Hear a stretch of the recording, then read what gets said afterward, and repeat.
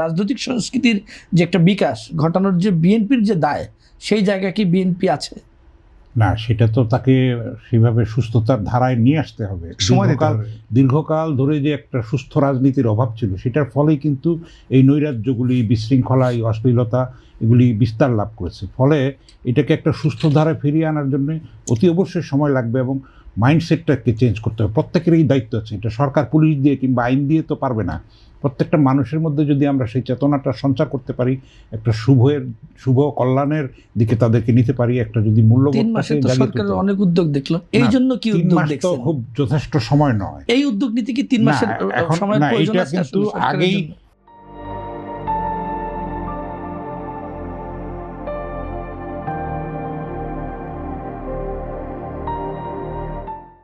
অন্তর্বর্তী সরকারও কিন্তু এটাকে অবহেলা করেছে। সাইবার যেই হ্যাঁ, না, তারা তো ক্রাইমগুলি। উস্কিয়ে দিয়েছিল।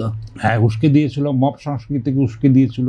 ফলে অনেকখানি কিন্তু অস্থিরতা তৈরি হয়েছে, নৈরাজ্য তৈরি হয়েছে। সেটাকে মানে ব্যবস্থা নিতে না নিতে কিন্তু এর মধ্যে বৈশ্বিক সংকট আসছে। এই সরকারের চ্যালেঞ্জ কিন্তু অনেক, কারণ একটা বিধ্বস্ত অর্থনীতির মধ্যে তারা ক্ষমতায় এসছে। এর মধ্যে কিন্তু একটা বৈশ্বিক সংকট তৈরি হয়েছে। সারা ফলে বাংলাদেশের শিক্ষা প্রতিষ্ঠানগুলোতে জাতীয় সঙ্গীত যদি বাধ্যতামূলক করে দিতেন এবং বাজার নিশ্চিত করতেন, তাতেও তো আপনার এই সংস্কৃতি এক ধরনের বিকাশ হতে পারতো এবং চেতনা এক ধরনের জাগ্রত দিতে না, পারতো। আপনি তো সেই অর্ডারও দিতে আমাদের পারছেন। জাতীয় অর্ডার দিয়ে তো হবে না। আপনার ভিতর থেকে যদি আপনি না বদলান, তাহলে কিন্তু তো চর্চাটা তো শুরু করাতে হ্যাঁ, হবে। তো এখন এটা কিন্তু জাতীয় সঙ্গীতের বিরুদ্ধেও ষড়যন্ত্র হয়েছে, এটাকে বদলানোর কথা হয়েছে, নানান ধরনের আমরা দেখেছি।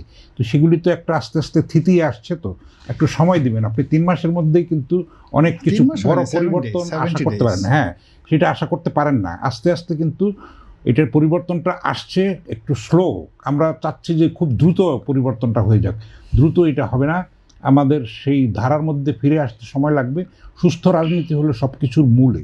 আপনার রাজনীতিটা যদি সুস্থ না থাকে, দেশপ্রেম দ্বারা উদ্বুদ্ধ না থাকে, তাহলে দুর্নীতি মাথা তুলবে, নৈরাজ্য, বিশৃঙ্খলা হবে, অশ্লীলতা হবে, দেশের স্বাধীনতা, সার্বভৌমত্ব বিপন্ন হবে, আপনার সাম্প্রদায়িক সম্প্রীতি বিনষ্ট হবে এবং শান্তি, স্থিতিশীলতা সব কিছু নষ্ট হয়ে যাবে।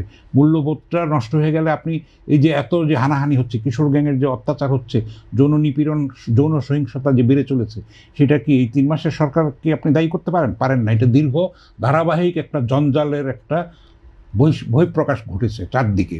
তো সেটাকে অ্যাড্রেস করতে হবে সামগ্রিকভাবে, সামাজিকভাবে। এটা সবাইকে মিলে, সরকার, বিরোধী দল, সামাজিক শক্তি, শিক্ষক, অভিভাবক মণ্ডলী, সবাইকে মিলে কিন্তু এটা শর্ট আউট করতে হবে এবং এমন একটা রাস্তা বার করতে হবে যেন সুস্থতার চর্চাটা থাকে, একটা পারস্পরিক শ্রদ্ধাশীলতার জায়গাটা থাকে এবং গণতান্ত্রিক সংস্কৃতিটা প্রতিষ্ঠিত হয় এবং সেটা ধারাবাহিকতার বজায় থাকে। আপনি 3টা নির্বাচন করলেন, সেগুলি প্রহসনমূলক এবং বাংলাদেশের ইমেজকে সেটা বিশ্বের কাছে কিভাবে ভুলুণ্ঠিত করলো, সেটার থেকে বেরিয়ে আসতে তো সময় দিতে হবে। একটা না মাত্র নির্বাচন, গণতন্ত্র একটা দীর্ঘ প্রক্রিয়া, একটা অনেক পরম্পরার বিষয়। আপনি আমেরিকার গণতন্ত্রের দিকে তাকান, ভারতের গণতন্ত্রের দিকে তাকান, আমরা কিন্তু সেই ধারাবাহিকতাটা বারবার আমাদের হোঁচট খেয়েছে, ব্যাহত হয়েছে সামরিক শাসনের কারণে বলেন, নানান কারণে।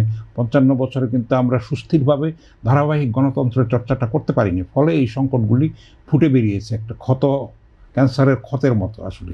সেগুলিকে হিলিংয়ের জন্য, উপশমের জন্য একটু সময় দিতে হবে এবং আমাদের সবচেয়ে বড় কথা হলো যে মানসিকতার পরিবর্তনটা করতে হবে, যেটা সময়ের দাবি এবং মানুষের যেটা প্রত্যাশা, গুণগত প্রত্যাশা, যে পরিবর্তনের যেই জুলাইয়ের যেই স্পিরিট, একটা বৈষম্যমুক্ত সমাজ, সাম্প্রদায়িক সম্প্রীতির সমাজ, মুক্তিযুদ্ধের প্রকৃত চেতনায় লালিত একটা সমাজ এবং স্থিতিশীল একটা পরিবেশের যে সমাজ, সেটা গড়ে তোলার জন্য সামগ্রিকভাবে এটা একটা জাতীয় সংকট, জাতীয় চ্যালেঞ্জ।